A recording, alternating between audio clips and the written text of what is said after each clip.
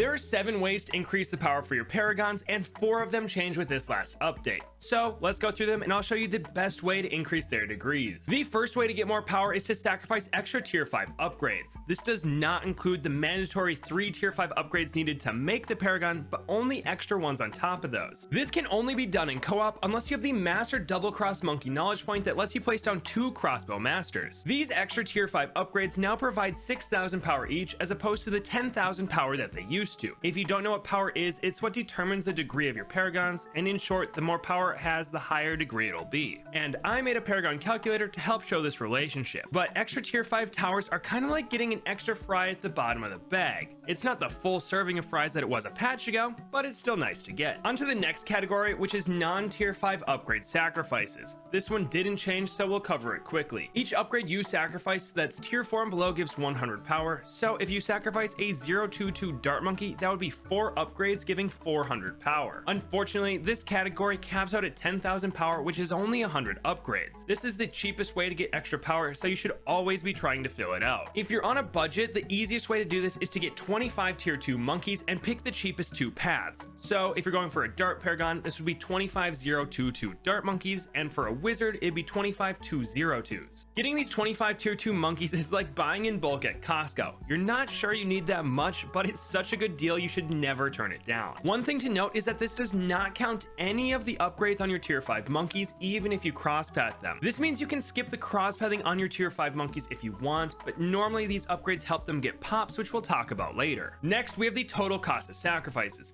This not only includes the cost of the monkey being sacrificed, but all the money you spent on their upgrades too. This is why getting the 100 upgrades from the previous category was so important, because it filled out 2 categories at once. That being said, recent changes have made it so you can invest way more money into this category than you used to, letting you get way more power for your paragons. The formula for this category is a bit tricky, but it's based on the price of the paragon upgrade, with its cap being 3 times the cost of the paragon upgrade. So if your Ascended Shadow costs $500,000, you'd max out this category by sacrificing $1.5 million worth of monkeys and upgrades. If you somehow achieve this, you'll get a whopping 60,000 power, which is enough to make your paragon a degree 56 with this category alone. In doing so, you'll get the 10,000 power from the 100 upgrades sacrifice, which will add up to make it a degree 61. As for any tier 5 upgrades that you'd be sacrificing, it excludes the cheapest 3 tier 5s from this calculation. So if you only have your mandatory 3 tier 5s for the paragon, none of them will count towards this category. But if you had 2 crossbow masters, an ultra juggernaut, and a plasma monkey fan club, only the plasma monkey fan club would count towards the total cost of sacrifices. The only problem with this category is that there's rarely enough space for you to place the number of monkeys needed to cap out its power. But that's where the new paragon slider comes into play. When creating a paragon, you can now dump any excess cash directly into the fusing process, generating more power. Now, this is 5% less effective than spending it on your monkeys directly, but it saves time and requires no space to do it. This slider shares a power cap with the previous category, so you can get power from the slider and the total cost of sacrificed monkeys, but together they cap out at 60,000 power. One thing to be careful of is that the slider will let you spend up to 3.15 times the cost of the paragon upgrade, even if you've already spent tons of money on monkeys and upgrades, meaning you could waste tons of money for no additional power. So just use the calculator if you're worried about wasting money. The next 2 categories that we Before the next category, this video was sponsored by Crossout, a post-apocalyptic vehicular combat game where you build and drive your own war machine. You can mix and match thousands of parts to create your dream vehicle and take on PvP or PvE battles. This is my favorite part, as you can shoot off and destroy any part of a vehicle, and you can get access to unique parts by working with any of the 10 in-game factions like the militaristic Steppenwolves or Chaotic Lunatics. But hold on to your helmets, because Crossout's game-changing Sky Raiders update is taking combat to new heights.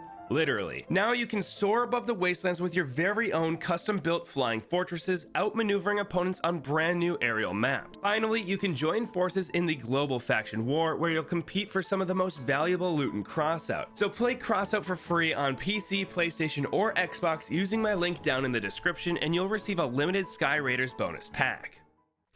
The next two categories that we have are total pops and cash generated by every tower that's going into the Paragon. The reason we're combining these two is because they share a cap of 90,000 power. And while you can't really focus on this category, there are some things you can do to boost their numbers. The first thing you can do is place these towers down early and let them deal damage throughout the game. While they won't deal too much damage before rounds 80 plus, every 180 pops is 1 power, which can help out. As for cash generated, you get 1 power for every $45 made, and luckily this is much easier to maximize. The two ways of currently doing this are to farm with a Trade Empire and Favored Trades Buccaneers, and the second is to place a Bloon Trap Engineer up front, as that'll get pops and generate cash with every filled trap. As I said earlier, it's pretty tough to hit the cap of this category, as it's 16.2 million pops or $4.05 million generated. So just get as much as you can before making the Paragon. And the final category to getting more power is sacrificing Geraldo's Paragon Totems. Each one of these totems provides 2,000 power, and there is no cap to how many you can have down. This is the only way to get a degree 100 Paragon in solo, as you cap out at 160,000 power for most Paragons and 166,000 power for the Apex Plasma Master, as you can get that extra crossbow master. So you'll need a minimum of 20 totems for most Paragons, or 17 for the Dart Paragon if you're shooting for that degree 100. But in general, if you have the money, you should be placing down these totems anytime they're in stock. But that's every way to get power for your Paragons. Why it's important to know the degree of your Paragons before making them, though, is a different story. You see, not every degree is made equal, and in fact, we really only care about every 20 degrees, as each one of these gets massive damage boosts, which is incredibly important for boss events and free play. In fact, knowing the degree of your Paragon is like knowing the temperature outside before getting dressed. If you wear shorts when it's -30 outside, you're in for a bad time. If you show up to a boss battle with a degree 19 Paragon, you might as well restart now. Two scenarios that I use just about every week is how to get a degree 20 Glaive Dominus or a degree 40 Apex Plasma Master. Starting with the Dart Paragon, we'll place down the 4 tier 5s that we can,